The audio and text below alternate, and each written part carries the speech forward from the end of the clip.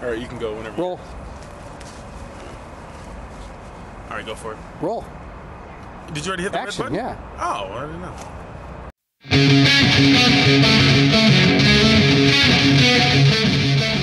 Hi, everybody. This is Donald Harris from Donald-Harris.com. I'm in Austin tonight, and we're getting ready to head over to Mohawks, which is right behind me. We're going to go visit the people at Game On Austin. It's a South by Southwest Spring Burn event. So let's go and see what we have. With the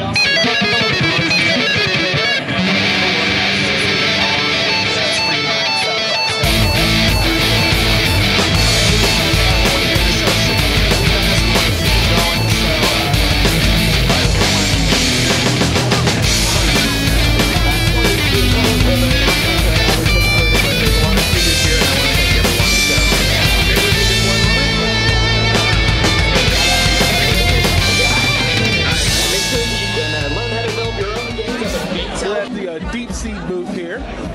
And who do we have? Robin Arnold. Robin. All right, Robin. Why don't you tell us about this game you have here and these weird-looking specimens that you have playing? Deep Sea is an immersive audio-only game where you're deprived of your vision and you have to listen very carefully for sea monsters out in the distance that are trying to hunt you and survive as long as you can by killing sea monsters before they come and get you. But the game demands that you be very quiet yourself. It tracks your breathing as you breathe. It plays back regulator sounds, which make it harder to hear where the monsters are and draw attention, and draw the monster's attention to come eat you. So you have to be really quiet, really control your breathing, really control the amount of noise you make, and just survive. That's the idea. So the game responds to your fear, is what you're saying.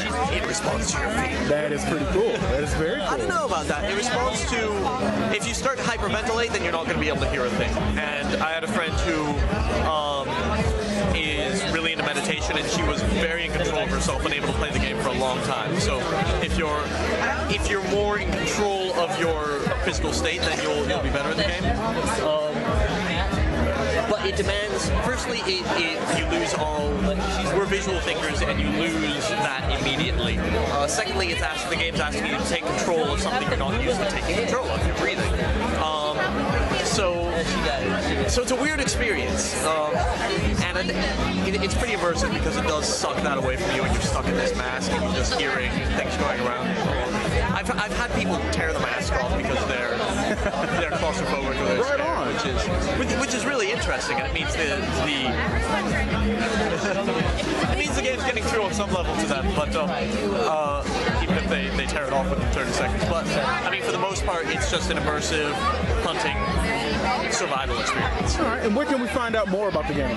www.raughk.com. WRAUGHK. All right. Okay, guys, we're at the Comic Jumper from Twisted Pixel, and we have here with us right now Jay. Hi, Jay Stuckwish. I'm the marketing director for Twisted Pixel Games. Right on, right on. So, Comic Jumper is a pretty popular title in my home, personally. My wife has actually downloaded the ringtone that's featured in the game to her phone. So, hats off to you guys. And you guys are based in Austin, right? Yes, we are, South Austin. So, how many employees do you guys currently have right now? We're about up to 20 employees right now. All right. And is this what game? Now, Comic Jumper is the most recent game. Right. Before that, I believe, was Explosion Man, which is right over there. How many games do you guys currently have out? We have 3. Law was number 1, Explosion Man was number 2, and Comic Jumper is number 3. All right. Can we expect some DLC coming out for Explosion Man? Or I'm sorry, for Comic Jumper? Well, actually, we're not sure on that right now. We're kind of immersed in a couple other things that we're working on full force. So that's kind of where we're at right now. But we do actually have 2 downloadable extra levels for Explosion Man within Comic Jumper. Oh, right on, right on. Okay. So I got a friend of mine who follows me on Twitter, and one of his questions were, when can we expect a real Comic Jumper comic? You know, we actually get asked that a lot. That's something that we would like to do. We've had a few little mock-ups done and stuff that's like unlockable within the game that you can read as a downloadable comic. But that's something that we'd like to do hopefully in the future. No announcement right now as of when it'll be, but it's something that we're looking for definitely.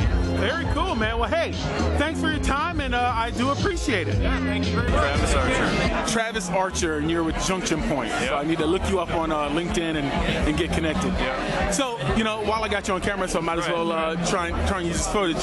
What do you do with Junction Point? I'm a senior engineer, mostly AI programming, but I've been working more on the engine, the core engine, the core technology the last couple of years. All right. Yeah. So is some of your work in Epic Mickey, or? Yeah, I worked on Epic Mickey for about two and a half years, and then now I'm with the core team. We're getting ready for our next projects, trying to plan the engine, where we're going with it, and all that.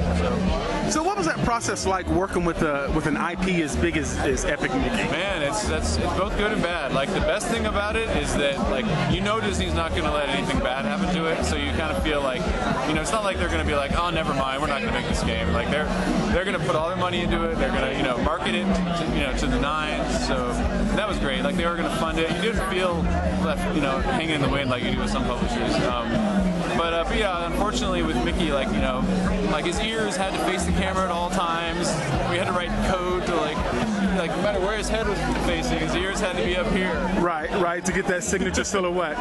So things like that. And they're very, very, very protective. They want the art to be just so really has to reflect Mickey, in a good way. But we're trying to go dark, and it's always hard. It's a very fine line to go dark with the game, because Mickey Mouse is like the good guy.